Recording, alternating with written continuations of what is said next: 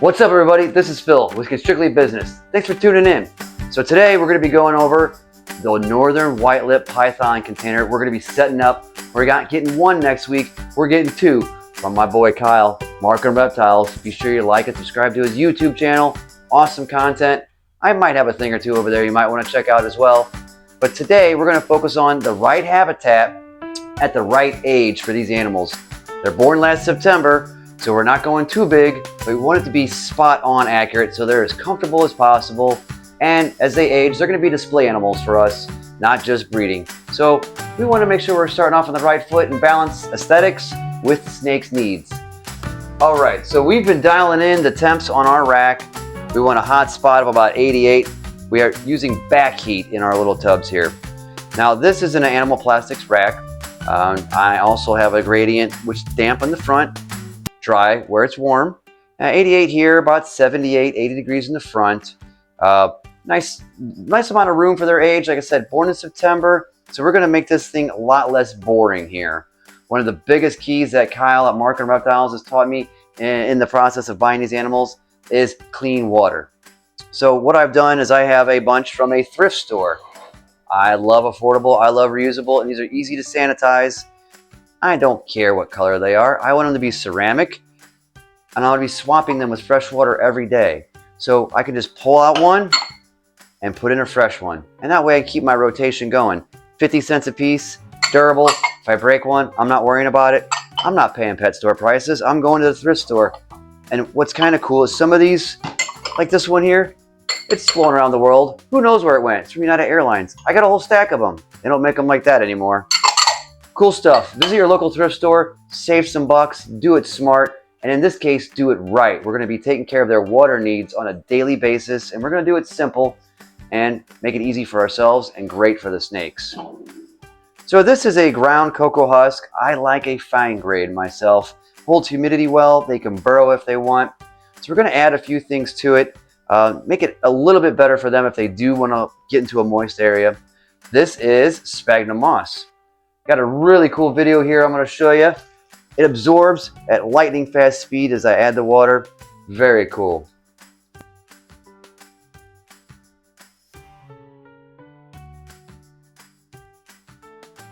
Don't get any that's been dyed a color.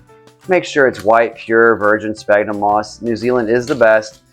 This is maybe $4 or $5 on Amazon. Yeah, you can get bigger box, big container, but any of it works as long as it's the white virgin style. It's not necessarily for decor, certainly not for table settings, ornamental flowers. Do not get that. Added some water, soaked it up. This is very damp. This is way more than I need. In fact, all of my supplies today, it's way more than I need, but it's going to allow me to choose a few things. So in this case, I'm going to add some sphagnum moss to my substrate. Not all over. This is kind of similar to my Brazilian rainbow boas. I like to add it, mix it in. It's going to hold water. It also has antimicrobial properties.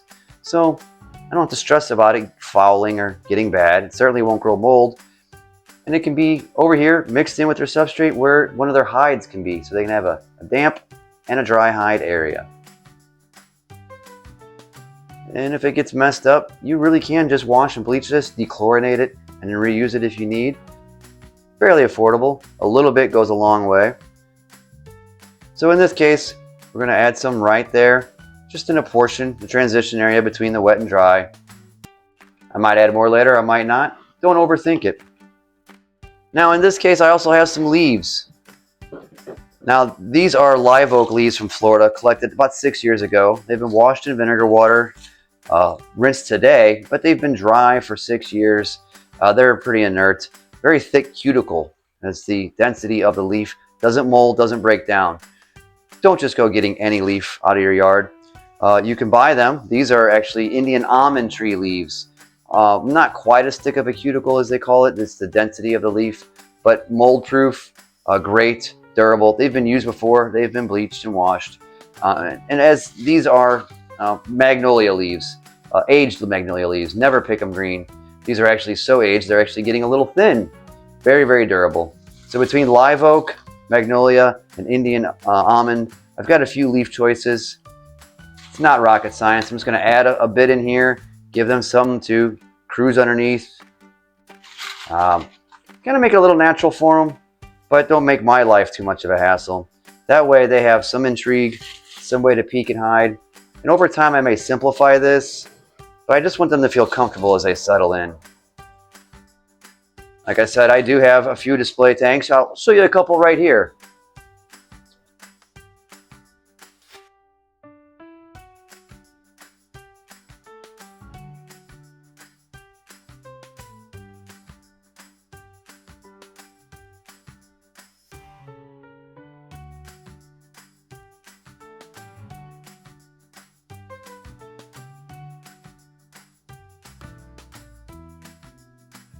I've got two, a boy and a girl. I want to set both of them up similar, but we're just going to cruise through one and show you some of our options.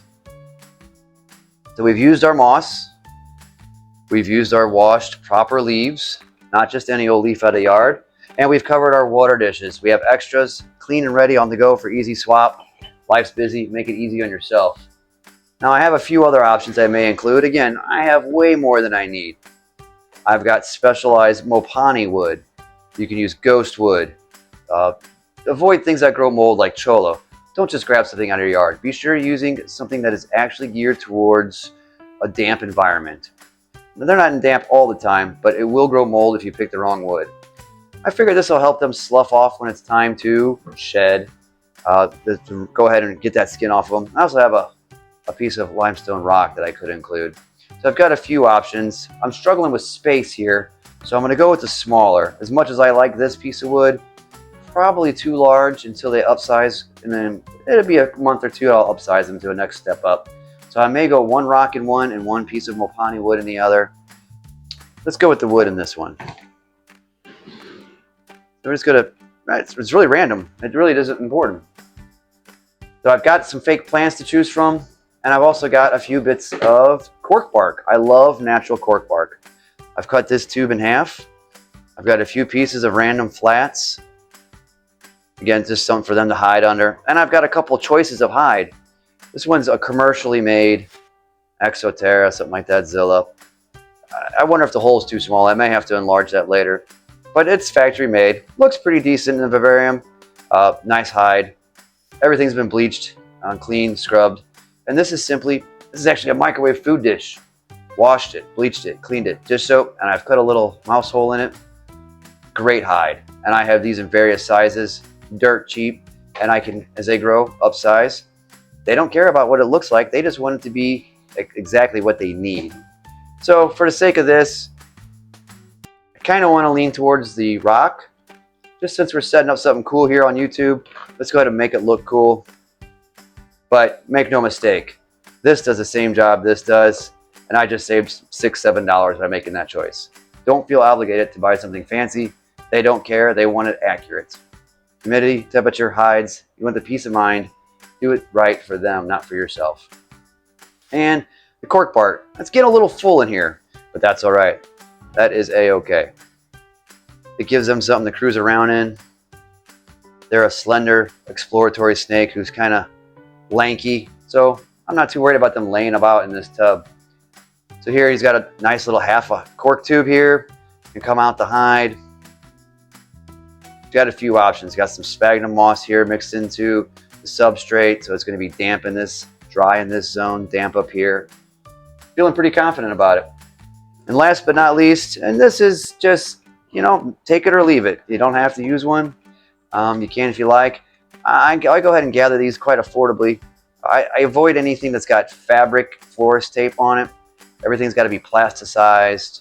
No real rusty wires poking out and rusting. But, you know, cheap does it. These are small, and they're already too big, pretty much for my enclosure.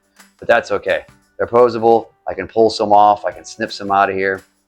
For, I think, $6, I got 6 of these. What do I care? I'll chop it up, use it as I need, and then replace it down the line. These have all been bleached, rinsed, dechlorinated with the aquarium dechlorinator today to make sure all the bleach is gone. I like them all for different reasons. And I think I may go with this one. This one's a little softer, a little, just, I don't know, aesthetically from my own eyes, kind of neat. And again, not rocket science. I'm just going to go ahead and pop that in there. And it doesn't really matter. That snake's gonna cruise under that as if it's in the underbrush. And there you have it. Hot side back here, cool damp side up here. Cool hide, warm hide. Even though it's a small environment, I've acquired something for every part that it might need. And as soon as I got dirty water, see I got a couple bits in there, boom, switch to clean water. There we go. Just that simple. And you're taking care of the animal's needs without making it too hard on yourself. All right, so we started out with our plain tub. We already had our temps tested, dialed in. Air holes in the front, solid in the back where it's warm. Already designed in our rack, it's set nice and perfect with some substrate moistened. We're using small grit, cocoa husk, and a water dish in here. Dialing in humidity as well. Pretty happy with the setup. It's gone well for the past few days. Making sure it's all perfect just for our arrival of our captive bred, male and female, northern white-lipped python from Kyle Markham, Markham Reptiles. Be sure you like and subscribe to his YouTube channel, by the way. I got a few collabs there. I'd love it if you subscribe to me as well, right here on YouTube. We used some things we had here around the house. Pretty happy with the outcome. We've got a hide on the cool side and the warm side. Some sphagnum moss mixed into the cocoa husk substrate. Some leaf litter, a fake plant that's cleanable and bleachable. And really a warm side with dryness and a damp side with cool side. So I'm happy with that, and I think the snake will be as well.